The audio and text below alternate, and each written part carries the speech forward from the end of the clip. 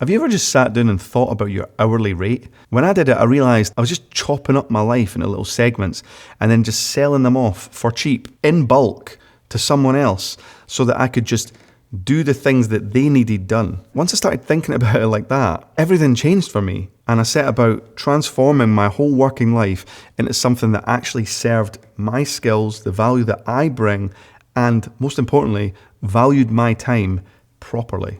I've mentioned before that I used to work in a kitchen and I was a chef, and back then I was paid an hourly rate. I wasn't paid a salary. I was paid something like £10 an hour or something like that. That was built up. My first ever job was £2.70 an hour. But anyway, £10 an hour, that felt like, wow, you've made it.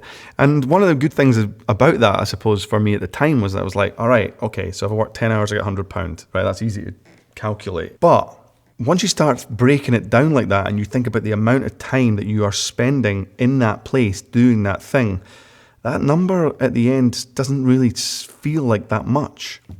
And this was never more evident for me than in the period between when I left the kitchen and before I started working at the production company.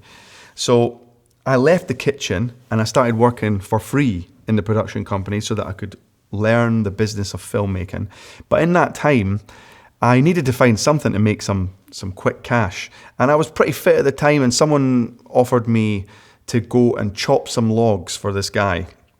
So I went and he said, here's the deal. I've got a fucking shitload of logs in my back garden and they all need to be chopped up so that I can put them in my wood burner. And I'll give you £8 an hour. And I thought, okay, Sonny, I can chop logs. I'm strong. Big axe. Let's go. And I started bashing into these logs, and an hour passed, 2 hours passed, and I was completely done. I don't know if you've ever chopped logs for 4 hours straight. It's hard work. It's soul destroying as well as physically destroying, because I would do 4 hours work and I would be like, I cannot do any more. Like, I've never really done this before other than a quick couple of chops. I'm threatening to destroy my fucking shoulders on the first day. And he gave me £32. And that was just beyond depressing. Anyway, that was a while ago. It wouldn't really be hugely different now. While I was doing this, it really just started to hit home to me that selling your hours off for the price of like 2 coffees is just not the way to live. Then I worked at the production company for a while, and when I was there, I was given a salary, so that was a bit different for me. It was a new experience. You sign a contract and you need to be here for that whole time. And like, that didn't really work for me either, and I've discussed that in other videos before. But the whole goal for me started to become, how do I maximize the value of my hours so that I feel happy giving them up? Because it's worth it. Because it doesn't feel worth it when you're making 8, 9, 10, 11, 12 pounds an hour. And these are like still now pretty good. I mean, I don't know what living wage is. Let's have a look. £13.45 an hour. I mean, if you make that, I'm not saying that that's shit or anything, but I mean, 10 hours. 10 hours of your time. And then by the time you've paid your tax, you know, you've got like 100 quid. That's brutal. So when I left the production company, my sole goal was to find a way to value that time properly. And the first thing I did was I set my day rates. I didn't set hourly rates. I sometimes give half day rates to the right clients and the right jobs. But to me, it was about what is your day rate and go high. So after the first couple of jobs that I did, which were either freebies or cheap to get some stuff on my showreel, and you can learn on my channel how to build up your business so that you can charge and you've got proof of concept of what you can do. I just went in really high, like a week's wages or more when I worked in the production company or when I worked in the kitchen, more than a week's wages for one day. And it felt really weird to me to do that, but the first few jobs I got, no one even batted an eyelid. They just said, okay, cool. And that was it. I was hired. And so, you know, suddenly you start thinking, yeah, I could have charged more. But I didn't get greedy because I was happy. That was a good rate for me. And I'm happy now to show up and give my day to someone because I know that it's worth it. Also, on a side note, the way I've set up my business, I very rarely work a 10-hour day because I'm shooting to edit. I know what I need in the edit. And unless I'm depending on multiple different people, there's very rare occasions where I need to spend 10 hours working. So my hourly rate is actually huge. And I've never really looked back. The lesson that I've learned from this was that I didn't even know that this was a possibility when I started out.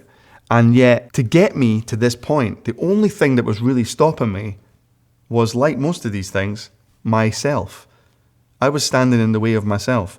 All I had to do was take back control, set my own terms, be good at what I do, and suddenly I'm being valued properly. It also allows me to level up. I'm always learning. I'm a perpetual learner. And I love it because if I learn a new skill, I let that reflect in my day rate. For instance, I offer drone services and I have loads of kit that I bring along that I use as a hire. So all of that stuff bumps up my rate to more than double of just my shooting day rate. And that, again, gives me so much freedom. So if you think that this sounds like an interesting way to live and you've thought about this in this way before, or maybe this is the first time you've ever really kind of thought about it like this, I'd encourage you to sit down and have a think about what it is that you offer. And then is there a way that you can cut out the middleman who finds the jobs and the clients, and you can find those clients yourself? We live in a world now, this digital world, where access to people who need our skills is so easy. It's easier than it's ever been now. If you can find a way in your industry, or if you're in the same industry as me, even better, follow along with me.